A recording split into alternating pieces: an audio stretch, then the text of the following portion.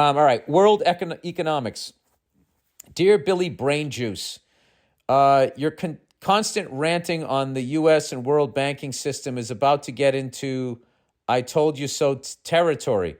Every week, more and more countries are leaving the dollar and moving to the YUEN. I thought yen was spelled YEN. I don't know what that is. Or the BRICS, International Payment System. Hey, listen, we had a great run. You know what I mean? Russia collapsed. They're back. You know, maybe we'll be back next time. We'll have a dictator that everybody pretends is good at hockey. Africa, which has been largely exploited by the West for its raw materials and given nothing, and Europe. Just stop it already. Just stop it already, okay? We are Europeans. We're just living over here, okay? And now you're trying to disown us. For its raw materials and given nothing in return, is making impactful relationships and deals with China, who will be giving them something in return for exploiting their raw materials. The dollar isn't as strong as it was, and the U.S. Fed can't do much more than keep raising rates, which continues to bankrupt the middle class. Yeah, we're fucked. What also fucked us was the way we handled the fall of Russia. And we could have been these great people, and instead we just went total greed and tried to take it all for ourselves. So now Africa is looking at China probably like they're better people when they're not. No one is. Everyone has the same greedy sociopaths running their country, and then underneath it is just a bunch of fucking bald podcasting shitheads like me, you know, trying to figure out how the fuck you're going to survive their greed. That's essentially what it is. Gee, Bill, could you oversimplify it anymore? Well, I'm a simple person. All right. Political economy studies routinely show many of the U.S. current characteristics being a precursor to economic collapse. The only real hope would be repurpose military spending to fund education and infrastructure at home. By all metrics, we're the most propagandized democratic country in modern history. Hey, well, you know, you got to give it up to us. When we go to do something, we're the best at it. The hope is that one day we elect Congress and a president that speaks like an actual human being. The average gluttonous, unpatriotic American won't listen to a rational person wax about how corrupt the military-industrial complex is or how we're being duped into handing over privacy rights is because a former president is being prosecuted for something other than killing millions of people with drones. Wait, let me slow down here. The average gluttonous, unpatriotic American won't listen to a rational person talk about how corrupt the military-industrial complex is or how we're being duped into handing over privacy rights is because a former president is being prosecuted for something other than killing millions of people with drones or import sanctions on countries we're not at war with.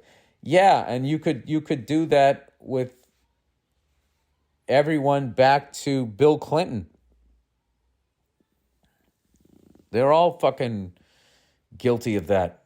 Killing millions of people with drones and killing the wrong people and, you know, war criminal behavior. It just is what it is. And, and if you say it, then you're fucking un-American. You need to get out of the country. And it's just like, no, I love this place. And I'm just watching a handful of fucking lunatics take everything. Whatever. This is too fucking deep for this podcast. And also, I'm not well read enough. All right, the dollar. Hey, you pasty knuckle fuck. You keep saying that the dollar used to have gold behind it. Gold isn't backbone of dollar. Trust is.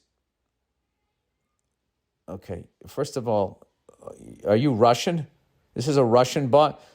Gold isn't backbone of dollar. Trust is. It is easier to trust in gold because you can see it, measure it at because it is so rare. It has little surprises in it. But it is still just a mechanism you have to trust that gold is worth something. Yeah, I understand that. I don't understand why money just can't be worth something. You know? I think it's bullshit. I think that the fact that that the dollar is worth less because they printed more with no gold behind it is just part of the bankers' scam to bring us to our knees so they can have more. That's what I think it is. Because if we all believe in it, we all get paid in it, then it should have value. I mean, I am as confused at that as when the away team wins one of the first two games and then they say they now have home court advantage. I don't understand the math on that. All right, trust can be gained other ways as well. And although you can't trust those other methods, others do, and it makes the world go round. The EU almost lost its mind when Greece was going under. Greece was losing trust to handle its economy. There were so many big banks going under, it was going to mirror on the whole of Europe and especially Germany, which is why it was so eager to feed Greece money to make it stable and trustworthy again. Now Greece is recovering. If the U.S. would be failing in similar fashion, it would pull some other country down. It would pull the world down. It's not going to happen. I like this. We're getting both sides here. It's going to happen. It's not. So many countries would go under in result that all those countries will rather pool money to secure USA's trustworthiness. It would result in severe cuts in the U.S. spending, but the U.S. would recover. If trust fails on different rules, then we fall back on gold. If we can't trust gold, then we will trust food. In the end, food and water are the real currency, and that's why I have a cellar full of potatoes. I hope you have vitamins, too. Greetings from Finland. There's no afterlife, and you can go fuck yourself. I love Finland, man. Those fucking people are amazing. They had the most profound explanation of the afterlife. I know I've told this story before, but for those of you who are new to the podcast, I said, so what is your guys' religion over here? I can't even remember what they said. I said, do you guys believe in an afterlife? And they were like, no. And I go, so what do you think happens when you die?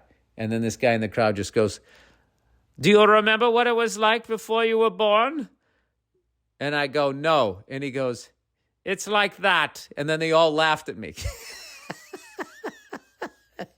And I'm telling you, that blew my mind. I'm like, it really is that simple, isn't it?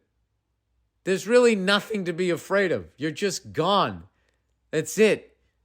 Like a squirrel, you're dead or whatever. But I don't know. I've been taking mushrooms over the last couple of years. So now what I believe is that I still believe nobody knows what happens when you're gone. But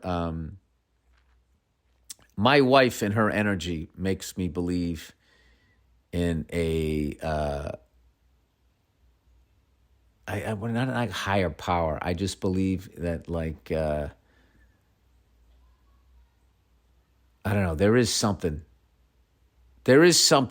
beyond what we're looking at, but I really don't know what it is, but I am definitely not going to try to find those answers in organized religion at all.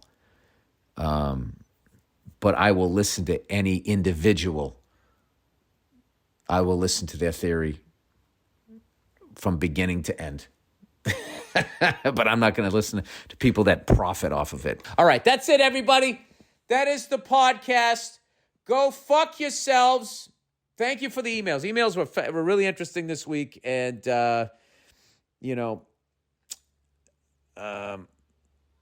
I'm very humbled that people all the way over in Australia are listening to this podcast. People in Finland and in mainland China and all that type of stuff. Okay. I'm you, you're me. Don't let these fucking haberdashery ever change that. All right? Fuck them. All right? And get yourself a sandwich. I'll talk to you on Thursday.